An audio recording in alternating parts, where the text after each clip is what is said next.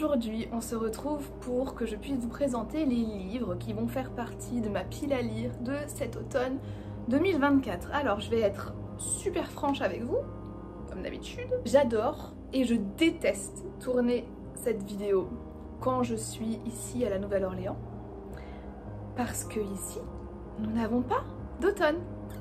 Et vous ne savez pas à quel point j'aime cette saison. Je vis pour cette saison. Je me retrouve dans cette saison, dans cette ambiance. Et j'ai ouï dire qu'en France, vous aviez le temps adéquat à la saison, puisque apparemment on est sur du 13 degrés, il fait froid, il pleut, c'est la tornade. On échange. On échange quand vous voulez. D'ores et déjà, je vous propose un pacte que nous pouvons signer pour que vous veniez prendre mes putains de 30 degrés au soleil avec pas une ombre de nuages, et que moi je puisse profiter de vos 13 degrés gris, ambiance automnale quoi. Tous les ans c'est la même chose, hein, tout le temps. Donc moi je commence à avoir l'habitude, ça fait depuis 2020 que je vis ici, mais la vérité, je dis ça en rigolant, hein.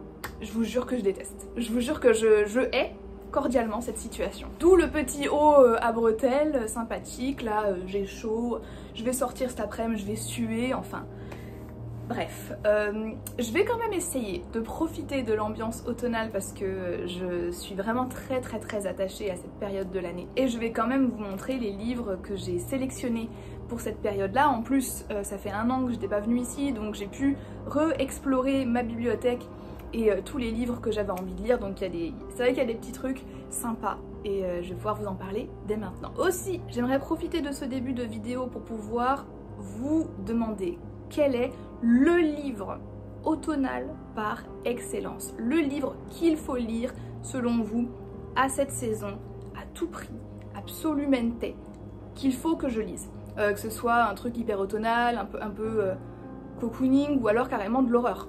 Moi je suis très friande d'histoires d'horreur, d'histoires hyper glauques. Edgar Allan Poe, je ne le mentionnerai pas aujourd'hui, mais voilà, vous voyez un peu la vibe.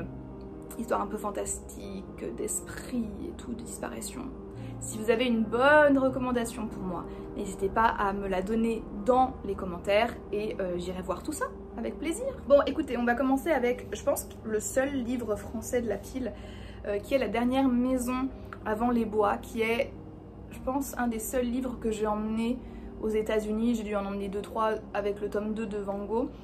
Celui-là, c'est un thriller, d'après ce que j'ai compris. Je l'ai acheté sous vos recommandations. It better be good, sinon je demanderai mon argent en retour. Non mais même je l'ai vu passer sur des vidéos et apparemment il est vraiment très chouette. Je pense qu'on parle d'une maison un peu bizarre avec quelqu'un qui vit à l'intérieur, qu'on va suspecter de potentiellement avoir tué une petite fille, etc. J'aime beaucoup la couverture, je trouve que le travail éditorial est très chouette, qu'il se prête bien à l'ambiance et quoi de mieux que l'automne pour pouvoir apprendre à connaître cette histoire. Un livre que j'ai depuis très longtemps, que j'ai découvert ici et en fait que j'ai découvert avant même que les gens en parlent sur les réseaux, parce que la couverture m'avait vraiment attirée. C'est Susanna Clark avec Piranesi. Piranesi, ouais c'est ça. Il y a même encore le petit sticker New. Ça c'est quelque chose qu'ils font dans la librairie ici que je trouve pas ouf. J'aime pas trop quand on colle des stickers sur les livres, mais c'est vrai que la couverture est assez sublime. Et donc entre temps, vu que j'ai mis énormément de temps à le sortir de ma pile à lire, j'ai pu voir des avis et visiblement c'est très chouette. Je crois que j'avais vu Cornelius notamment en parler en disant que c'était quelque chose d'assez rocambolesque, assez loufoque. Séverine de la chaîne Il est bien ce livre en a parlé aussi et visiblement c'est le genre d'histoire dans laquelle il faut se plonger sans trop en savoir, même si d'après ce que j'ai compris on va être avec une maison fantastique avec plein de chambres qui cachent presque des univers, des océans, etc.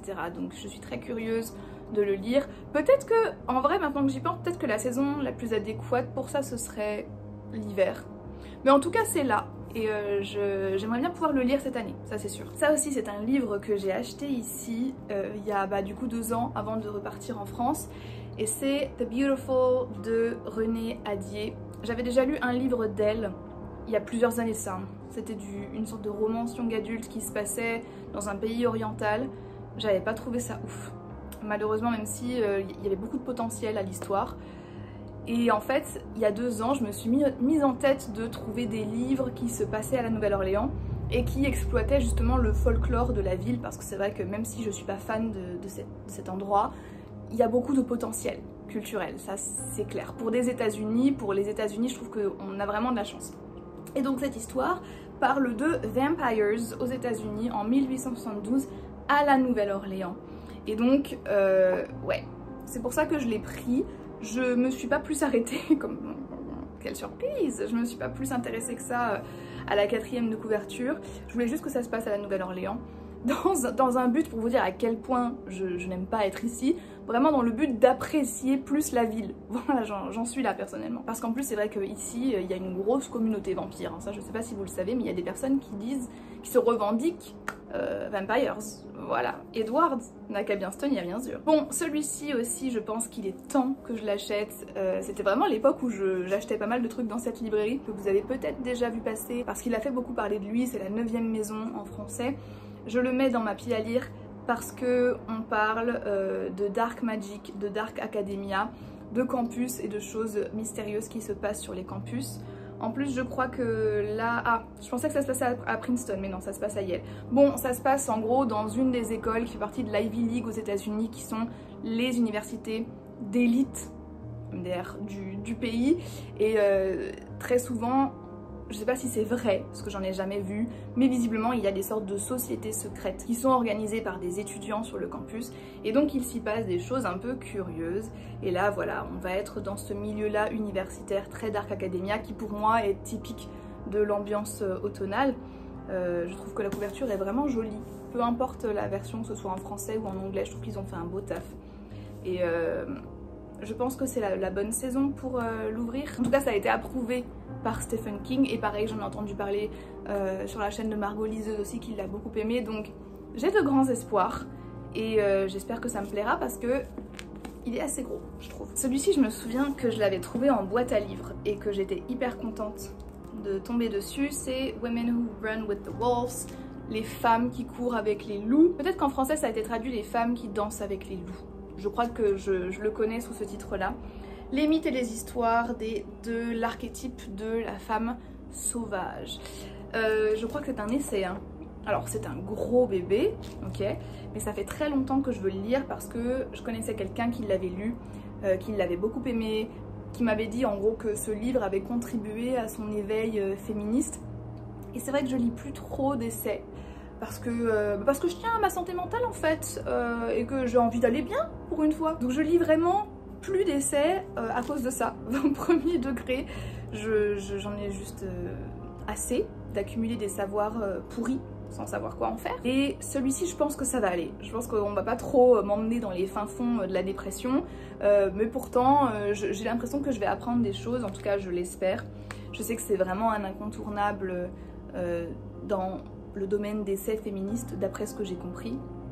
Et je suis curieuse de savoir ce qu'il recèle, pourquoi est-ce que tout le monde en a parlé, pourquoi est-ce qu'il a été aussi encensé par les femmes, pourquoi est-ce qu'il fait du bien aux femmes. C'est ça que je veux. Je veux pas qu'on me rende triste. J'aimerais quelque chose qui me fasse du bien, qui m'éduque et qui me rapproche peut-être un peu plus de ma féminité, en tout cas de ma compréhension et de mon interprétation de la féminité, parce que chacun a sa propre interprétation. Et ouais, c'est pour ça que je suis très contente d'être tombée là-dessus. C'est un vieux livre, hein, il n'y a rien qui se passe sous la jaquette. Mais très bon hasard en fait de tomber dessus dans une boîte à livres. Après je sais pas si c'est un bon signe qu'il ait été laissé dans une boîte à livres, à méditer. L'avant-dernier livre c'est Cast, The Origins of Our Discontents. Bon, je parlais de dépression et de trucs un peu chiants. Comment vous dire que là je ne pense pas qu'on soit sur du contenu de type Pierrot le clown. C'est de Isabelle Wilkerson. Ce livre a fait beaucoup parler de lui également parce qu'il a fait partie du book club de Oprah en 2020. Et là on est sur un essai pur et dur, on n'est pas du tout sur une fiction, puisqu'on va analyser, je crois, le système de caste américain, caste sociale principalement, qui est aussi bien évidemment lié au caste racial. Et donc on a une sorte d'étude sociologique de ça. Ça fait très longtemps qu'il est dans ma bibliothèque. Je l'ai acheté neuf, ce qui arrive assez rarement pour que je puisse le souligner ici. C'est très rare que j'achète des livres grand format en plus, neufs. c'est vraiment j'ai envie de les lire et j'ai jamais eu l'occasion de le faire. Et je me souviens quand j'étais en France l'année dernière, j'étais un peu deg parce qu'il y avait des moments dans l'année où je me suis dit putain je le lirais bien maintenant. Sauf que bah, je l'ai pas racheté, ça aurait été bête de l'acheter en double. Mais du coup maintenant je l'ai et si je le lis pas en automne c'est pas très grave. Parce que c'est vrai que c'est pas hyper la vibe automnale, mais j'avoue que celui-là est dans un coin de ma tête. Et vous savez ces livres ou ces histoires qui restent dans un coin de votre tête en mode il faut que je lise, il faut que je lise, il faut que je lise, bah celui-là c'est clairement ça. Il ne quitte pas mon esprit. Autant il y a des livres que j'achète, j'oublie que je les ai, autant il y en a, je les achète et je suis en mode ah oui ok je sais pourquoi je l'ai acheté, j'ai vraiment très envie de le lire. Celui-là en fait partie. Bon, j'espère qu'on va pas faire un petit tour à Déprimeland avec tout ça. Mais ah non, j'ai menti, je l'ai acheté d'occasion à la librairie parce qu'il y a marqué 12 là. Donc en fait c'est simple, soit je me suis bien fait couiller, soit je suis une fille qui dépense son argent intelligemment. À vous de voir. Le dernier livre de cette pile à lire, c'est un livre que je n'ai pas encore parce que je ne l'ai pas encore acheté, mais je vais bientôt l'acheter, juste j'attends. Je sais pas quoi mais j'attends. Et c'est Practical Magic. Et la raison pour laquelle je le veux et que je veux absolument le lire, c'est parce que j'ai très envie de voir le film, dont j'ai vu des extraits sur TikTok. Parce que sachez qu'il y a un witchy side de TikTok sur lequel je me trouve, puisque les vidéos arrivent dans mon feed, et j'adore l'esthétique du film. Vraiment passion. On est visiblement avec deux sœurs qui ont été élevées par leur tante et qui en réalité sont des sorcières et qui vivent dans une petite ville avec des gens pleins de préjugés, etc. Et qui en plus de ça subissent une sorte de malédiction qui font qu'elles n'arrivent pas à trouver l'amour le vrai. Mais plus, comment vous dire, je savais pas qu'on faisait un biopic de ma vie. J'ai trop kiffé le pitch, j'ai eu très envie de voir le film. C'est un vieux film, hein, il est sorti en 1999 je crois, donc on n'est pas sur du récent. Mais du coup il y a une vibe très années 90, très velvet, pas de def, et puis witchy, automne. C'est pour moi et le truc c'est que j'ai appris qu'il y avait un livre et moi j'ai un esprit assez rigide et assez compartimental en tout cas qui compartimente, on va y arriver, la vie, les choses, les gens, malgré moi en tout cas. Et du coup à partir du moment où j'ai su qu'il y avait un livre, je me suis dit ok bah il faut d'abord que je le lise en fait. Donc c'est pour ça qu'il est dans ma pile à lire. Et je sais pas si vous le connaissez, si c'est le cas n'hésitez pas à me dire. J'ai l'impression que ça va être l'histoire parfaite pour l'automne, l'histoire un peu cosy, avec des sorcières et tout. Donc du coup j'ai hâte pour ça. Et maintenant que je vous parle, je me rends compte que je n'ai pas d'histoire d'horreur. Et ça va pas. Je vais regarder dans ma wishlist parce que j'avais quelques livres d'horreur qui me faisaient envie. Mais si vous avez une recommandation pour les livres d'horreur à lire en octobre, n'hésitez pas. Parce que c'est vrai que généralement je lis toujours au moins un livre d'horreur en octobre. Et là j'en ai pas. Donc allez-y, j'attends vos suggestions avec impatience. Et c'est tout pour ma vidéo pile à lire, voilà. Il y a beaucoup de livres, je sais pas si je lirai tout, en sachant aussi que je vais certainement lire d'autres livres sur Nextory que j'ai pas encore sélectionnés et que je sélectionnerai un peu sur le tard. Mais là ça me va, je sais pas ce que vous en pensez de cette petite sélection, mais je trouve que c'est plutôt pas mal, c'est assez automnal, en tout cas ça donne le ton, ça donne le là, comme disent les jeunes. Et j'espère que ça vous aura donné de l'inspiration ou que ça vous aura juste fait plaisir à regarder, j'espère. En tout cas merci d'avoir regardé cette vidéo jusqu'à la fin et je vous dis à très bientôt dans une prochaine vidéo. Bye bye.